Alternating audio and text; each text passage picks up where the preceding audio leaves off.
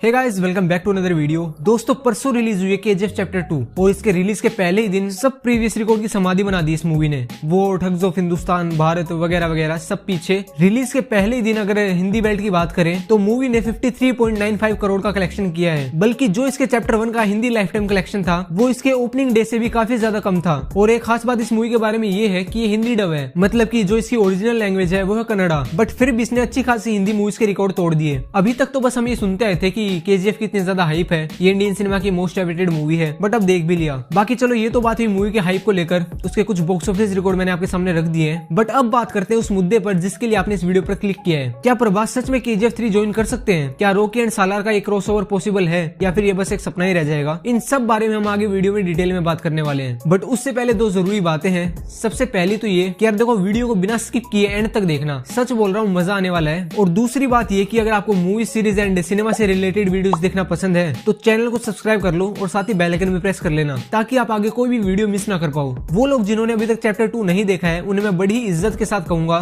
कि पहली फुर्सत में निकल, कोई जरूरत नहीं तेरी, क्योंकि इस वीडियो के अंदर चैप्टर 2 को लेकर स्पॉइलर हो सकते हैं नहीं, मतलब हैं। इसीलिए बाद में मुझे मत कहना कि मूवी का मजा खराब कर दिया।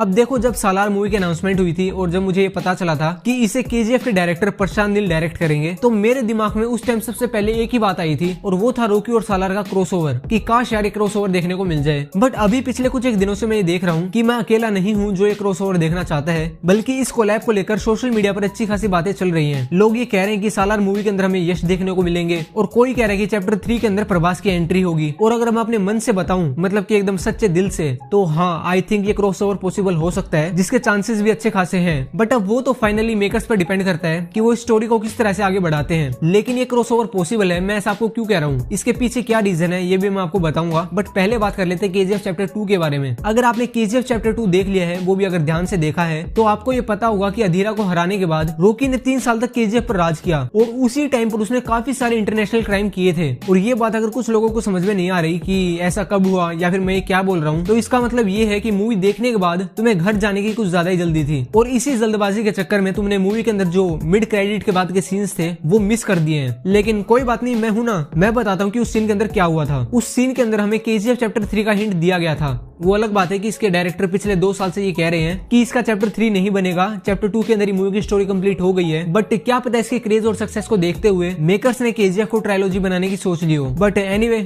तो हाँ, जो मिड क्रेडिट सीन्स थे उसके बाद दिखाया गया कि पीएम रमिका सेन के पास यूएसए का सीआईए आता है और उसे एक फाइल देता है जिसके अंदर होता है केजीएफ चैप्टर 3। अब ये बात मैंने आपको इतनी डिटेल में समझाई है, ऐसा इसलिए ताकि अब जो मैं आपको बताने वाला हूँ वो आप अच्छे से समझ सको। एंड काफी सारे लोग ऐसे थे जिन्होंने वो सीन नहीं देखा था, बट अब समझ में आ गया होगा। अब देखो, आपके दिमाग में एक ही बात आ रही होगी कि इन सब बातों का सालार से क्या कनेक्शन है या फिर क्या कनेक्शन बन सकता है। तो इसमें जो सबसे पहला एंड सबसे स्ट्रॉन्ग पॉइंट है वो है इन दोनों मूवीज का स्टोरी बैकड्रॉप। ये दोनों मूवीज 1970 के टाइम में सेट है, मतलब उसके आसपास की। सालार मूवी के बारे में न्यूज काफी पहले ही आ चुकी थी कि ये मूवी 1970 के टाइम में सेट होगी, और अगर केजीएफ पर नजर डालें तो ये भी लगभग उसी टाइम फ्रेम में सेट है। तो इससे एक बात तो क्लियर हो गई है कि अगर सालार को केजीएफ के अंदर इंट्रोड्यूस कर दें तो ये देखने में बिल्कुल भी अजीब नहीं लगेगा। हम ये नहीं कह सकते कि ये ऐसा कैसे कर दिया या फिर ऐसा तो पॉसिबल ही नहीं है, ये तो हो ही नहीं सकता। बाकी अब वो तो मेकर्स पर डिपेंड करता है कि वो इसे किस तरह से एग्जीक्यूट करेंगे। अब दूसरी बात ये कि अगर रिपोर्ट्स की माने तो सालार एक फिक्शनल मूवी है, फिक्शनल वॉर मूवी जिसमें मिलिट्री इन्वॉल्व है, तो इस हिसाब से इन दोनों के क्रॉसओवर करवाने के पूरे चांसेस बन सकते हैं। चैप्टर 2 में रॉकी इंटरनेशनल क्राइम में इन्वॉल्व हो चुका है, तो अगर मेकर्स चाहें तो प्रभास को यश के अगेंस्ट या फिर सपोर्ट में खड़ा कर सकते हैं। और अगर आपको अभी तक इन बातों पर यकीन नहीं हुआ है तो दिल थाम के बैठ जाइए, क्योंकि अब आ रहा है पॉइंट नंबर 3।